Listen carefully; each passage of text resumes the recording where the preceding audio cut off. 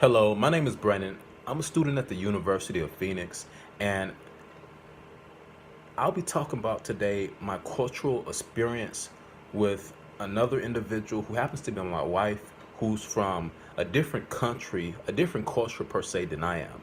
This will be about a 5 to 7 minute video, and it will go over some detailed information such as the personal background of the person who I'll be interviewing, which is my wife, where she's lived, and the interesting cultural facts of her personal history, and some of the experiences she's had adapting to the new culture, such as coming from where she's originally from and entering the United States, and a comparison between the cultural experiences between myself and her, and how they contribute to each other. Now, the first question I'll be asking her today is pertaining to her personal background. Hey, Hosanna, how you doing today? I'm doing good. Fantastic. The first question I'm gonna be asking you today is, where are you originally from?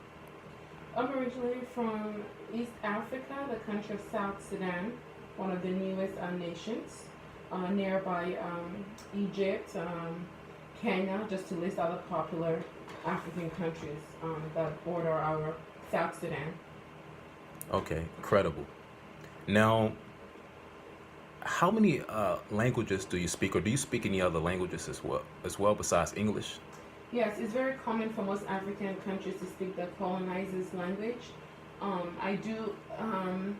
It's complicated because the tribe I'm from originated from Congo, and Congo is in Central Africa, which were colonized by French. So I do speak moderate French. And then tribes. Every country in Africa has a multitude of tribes. I'm from South Sudan, and I'm from the tribe of the Zande people, and we speak Pazande, so there goes two languages. And I've lived in Kenya for about 3 years. I picked up Swahili there. And lastly, the language I'm currently speaking to you in, which is English. And oh, I forgot, Arabic. That's the language of commerce in Sudan, and that's the language we were taught in, at least back then. So Arabic, French, Swahili, and Zande. Great. Now, when it comes to some of your experiences that you've had in your personal life, what are some experiences that you've had while adapting to this new culture? Well, one of the most notable experience is just the physical difference. What I mean by that is the fact that I grew up in a predominantly black nation, a nation where the majority of the race is black people. I rarely saw certain races growing up. I mean, because I was a little older than my sister. I was about 12 going on 13 when I came to the United States. Um, I didn't even think about that. It was when we were at the airport, and my little sister seemed confused, tucking on my father's trousers. Look at there's a difference there, even in language. We hardly say pants. I didn't even know what the heck pants were for a long time. We said trousers. Because, European English is what we learn anyways, not to segue. And she was like, where are all the black people? What happened to them? So there was just the physical change around us. Also, another immediate change is just the schooling system. It was just so different. I believe here in the United States, I don't know if it's all over, if this is national or just state by state. They have periods where, you the student get a schedule and you go from class to class. Once one course is over, your math class, you go to a science class. That was not the case growing up back home. It was the other way around. We stayed in one class, had our belongings there, our books and everything, and the teachers rotated. So when the English teacher's done, they left the building, and then the math teacher came. So that, you can imagine the first day of school how confusing it was for us. My siblings and I many times were lost trying to go from one class to the other. There's just so many, and this is a short interview, some funny, some downright scary, but that's just a little example of some of the differences. Yeah. Wow, those are some very great points and contributing facts. Now, when it comes to your cultural experiences, what are some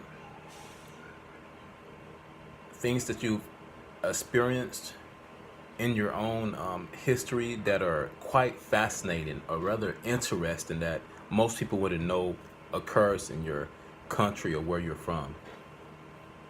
Well, you know, maybe I'm a bit analytical, but when you ask fascinating, interesting, I think it's more in conjunction to another culture that you come to find out that your culture is different or certain elements are interesting.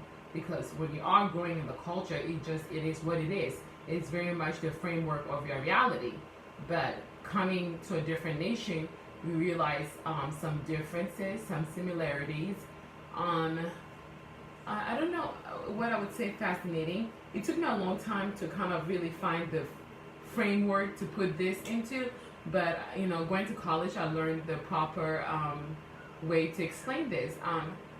The fact that Eastern nation, in particular Africa, is such a collective nation, and I feel like America is such an individualistic nation. I found that to be very interesting because coming from a collective culture has framed my mindset to always think about what's for the good of others. Or how does the whole team feel at first? And so at first, when I was younger, it made me look at most Americans as selfish and self-observed because it's very much a culture where they preach, do you, do what you feel like, makes you feel happy, follow your dreams. When my culture is follow your dreams, no, if it's not gonna help your family.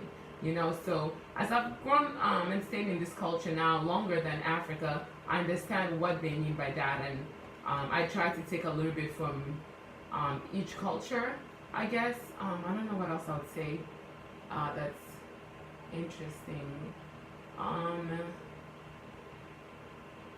There's many things that are different or interesting. Celebration of things are a little bit different. Passage. It's a very loaded question. I don't know which angle to take it, but I hope that helps. Okay, yeah, it definitely does. Now, I'm going to ask you one last question. What are some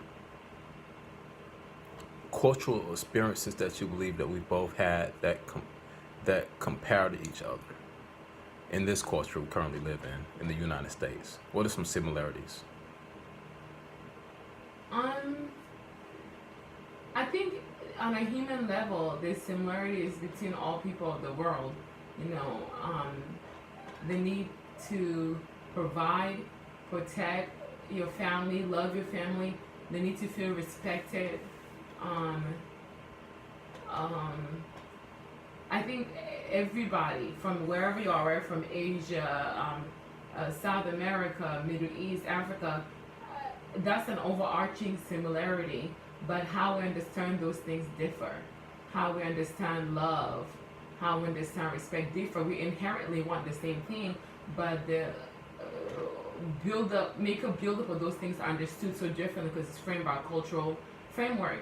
I think I've spoken to you about this before when you met my mother, for example. How my mom's perception of a son-in-law and the kind of relationship she expects is different. But still, there's that expectation even with in-laws here in the United States. Or even how respect is understood. In American culture and African culture, both respect, I think, is important in both. But a female looking somebody in the eye in the African culture is considered disrespectful. It's considered you're like staring them down and you're staring too hard for a female. Whereas in this culture, it's seen as honesty, you're serious, you're giving them their undivided attention. So my father working in a corporate culture as an African man and having female bosses or interacting with female co-workers, he found it to be very daring for a female, just because of the fact of them staring him deep in his eyes. But this is a similarity because to them, they're demanding respect. A man should respect them and look them in the eye, and for him, he found it disrespectful. So it's complex, but I think overall, we all kind of are similar in our basic, I guess, human necessities and needs. Yeah, I definitely agree with that. Okay. Well, I believe this concludes our interview. Thank you very much, Hosanna. You're welcome. This was a great interview. We went over some of the facets of, cultural barriers and some of the cultural background that we both share that are vastly different, and some that compare as well. We also talked about the personal background of my wife, where she's lived, and some of the cultural facts that are interesting pertaining to her, and experiences she's had adapting to the new culture. Also, we included the last point of the comparison, where she spoke about the essentials and the similarities with each culture, like the need to be loved, the need for protection, and the need for love, respect, and security. I believe this concludes our interview and the subject matter of the day. I hope this helped you guys with understanding how people from different cultural backgrounds are the same as us. We're all similar in many different ways. With that being said, thank you very much for looking at and paying attention to this interview. Make it a great day.